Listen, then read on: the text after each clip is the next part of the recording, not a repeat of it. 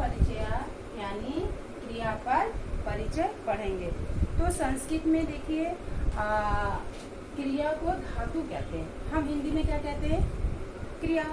English में verb कहते हैं, लेकिन संस्कृत में धातु कहेंगे। तो देखिए मैंने यहाँ पे भी लिखा था क्रिया पर परिचय। तो धातु है क्या? किसी भी कार्य को करने या होने को, किसी भी कार्य को करने या होने को हम क्या कहेंगे? क्रिया कहेंगे।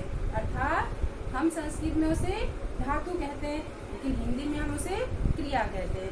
तो एग्जाम्पल के तौर पे जैसे पढ़ना, लिखना, हंसना, बोलना, और कोई भी एक्टिविटी ले लीजिए, मान लो कोई सो रहा है तो भी ये क्रिया ही है। हंसना, बोलना, लिखना तो होता है, इसके साथ साथ कोई भी एक्टिविटी हम जो करते हैं वो सब क्रिया में आ जाता है। अब जैसे देखिए यहाँ पे मैंने एग्जाम्पल के तौर पे लिखा पढ़ना, खेलना, हंसना, देखना आदि। तो इन क्रियाओं का ज्ञान कराने वाले शब्दों को हम संस्कृत में धातु कहते हैं। संस्कृत में क्या कहते हैं? क्रिया को धातु कहा जाता है। तो हिंदी और संस्कृत में बहुत फर्क है। हिंदी में आसानी से हम समझ सकते हैं, लेकिन संस्कृत में बहुत टफ होता है। तो संस्कृत में धातु यानी क्रिया को लिंग वचन के अनुसार चेंज किया गया, उसको लिंग और वचनों के अनुसार अलग अलग चेंज किया गया। तो एक ही धातु को हम कर्ता है, काल है और लिंग के अनुसार हम उसको यूज करते हैं। मान लीजिए प्रेजेंट काल है, प्रेजेंट काल में अलग हो जाएगा, फ्यूचर है तो फ्यूचर में अलग, पास्ट है तो पास्ट में अलग हो जाएगा। तो यही संस्कृत में फर्क है। तो कुछ एग्जाम्पल दूंगी और मैं आप लोगों को बताऊंगी कि हम कैसे पहचानेंगे ये हमारे वर्तमान काल के हैं। तो सबसे पहले मैं वर्तमान काल के धातुओं के बारे में बताऊंगी और तीनों वचनों में, क्योंकि ये तीनों वचनों में यूज होते हैं। एक वचन, द्विवचन और बहुवचन। संस्कृत में 3 वचन होते हैं, इसे मैंने पिछली बार पढ़ाया है कक्षा में भी। तो 3 वचन होते हैं। तो यहाँ पे देखिए मैं आपको एक्सप्लेन करूंगी और लिख के भी बता रही हूँ कौन कौन से धातु हैं। अब मान लीजिए जैसे कोई सा भी ले लीजिए धातु में, पठ। सबसे पहले हम पठ, सबसे इजी है, पठ। पठ मीन्स होता है पढ़ना। हिंदी में इसको हम क्या कहेंगे? पढ़ना, पढ़ना। ये हो गया हमारा धातु, इसको हम धातु कहेंगे। हिंदी में क्या हो गया? ये क्रिया हो गई, पढ़ना।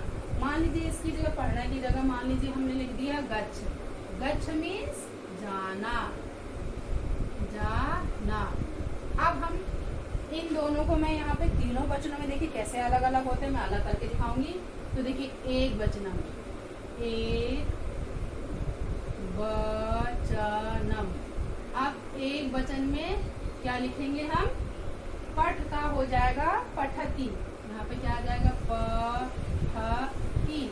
ती एक सूत्र है, ती यानी पठती। पठ का पढ़ना, यहाँ पे पठती, यानी एक वचन में चेंज हो गया। अब द्विवचन में देखिए जहाँ पे 2 चीजें होती हैं या 2 लोग होते हैं, तो उसको हम क्या कहते हैं संस्कृत में? द्विवचनम। अब द्विवचनम में देखिए पठती का पठ था, पठतः। क्या हो गया? एक वचन में पठती और द्विवचन में पढ़ता। अब देखिए बहुवचन में क्या होता है? बहुवचनम। बहुवचन में अंति हम लगाते हैं लास्ट में, इस क्रिया के लास्ट में हम अंति यानी पठन्ति।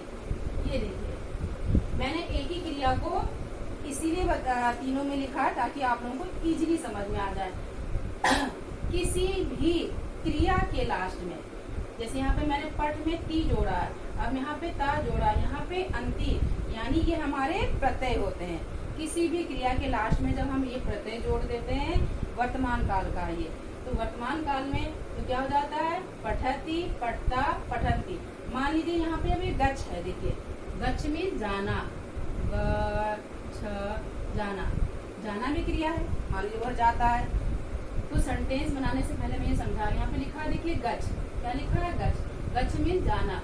अब इसमें हम लास्ट में प्रत्यय जोड़ देंगे। कौन सा प्रत्यय? ये देखिए ये ती वाला। अब ये ती प्रत्यय हमने जोड़ दिया, क्या हो गया? गच्छति। एक मिनट में इसे रब करके बताऊंगी। ये इजी तरीके से हम समझ सकते हैं। जब तक हमें धातु और क्रिया, वचन, लिंग के बारे में नहीं पता होगा तो हम सही से लिख नहीं पाएंगे, क्योंकि संस्कृत में लिखना, पढ़ना, बोलना ही शुद्ध माना था। संस्कृत का मीनिंग ही यही है कि लिखना, पढ़ना और बोलना, यानी संस्कृत में हर शब्द को शुद्ध वर्ण में लिखा जाता या पढ़ा जाता। संस्कृत का मीनिंग है ये शुद्ध बोलना, लिखना। जिन शब्दों से हमें शुद्ध बोलना, लिखना या पढ़ना आता वही हमारी संस्कृत है। तो संस्कृत में देखिए वचन के अनुसार और काल के अनुसार और लिंग के अनुसार सब कुछ चेंज हो जाता है। तो यहाँ पे देखिए धातु परिचय में बता रहे, इसलिए धातु के बारे में बताना चाहूंगी। तो गच्छ में हमने ती जोड़ दिया, क्या हो गया? गच्छति। अब फिर हमने गच्छ में ता जोड़ दिया, गच्छता। ये दो के लिए है। देखिए अब बहुत सारे मानिए 3 से अधिक है तो या 3 है तो हम यहाँ पे क्या लगाएंगे? गच्छ में हमने क्या जोड़ दिया? देखिए गच्छ, गच्छ में अंति, गच्छन्ति, अ साइलेंट हो जाता है। देखिए गच्छन्ति। सेम वही है। पठ में हमने क्या जोड़ा? लास्ट में ती, और गच्छ के लास्ट में क्या जोड़ा? ती। अब यहाँ देखिए पठ के लास्ट में क्या जोड़ा? तहा, और गच्छ तहा, गच्छ में। अब पठन्ति, अंति, देखिए गच्छन्ति। तो कितना इजी है, बस हमें एक क्रिया को समझना है कि पठ माने पढ़ना, गच्छ माने जाना। बहुत सारी क्रियाएं जो मैं भी थोड़ा सा अभी लिख रही हूँ। मान लीजिए यहाँ पे लिखा दृश्य। दृश्य मीन्स होता है देखना। दृश्य मीन्स देखना, देखना। अब पश्च माने में भी होता है देखना, इसी के अंदर आता है। अब मान लीजिए कोई लिखता है तो लिख मीन्स होता है लिखना, लिख। इसका हिंदी में कन्वर्ट किया लिखना। अब देखो इन दोनों को आप देखिए मैं वचन के अनुसार कैसे चेंज करती हूँ। दृश्य माने देखना, तो दृश्य माने देखना भी होता, पश्च माने भी देखना होता। तो मैं दृश्यति यहाँ पे लिखूंगी। देखिए दृश्य। अब क्या आ जाएगा? जैसे गच्छति तो दृश्य में क्या आ जाएगा? दृश्य यति हम जोड़ देंगे, ये ऐसे चेंज हो जाएगा दृश्यति। अब दृश्यता, दृश्यतः, दृश्यन्ति, यानी देते हैं। मान लीजिए अगर मैं इनका पूरा सेंटेंस करूं कि वह पढ़ता है तो वह पुल्लिंग, क्योंकि हम इसमें लिंग के अनुसार भी हम बोलते हैं। जैसे पुल्लिंग अलग है, स्त्रीलिंग अलग है, नपुंसकलिंग अलग है।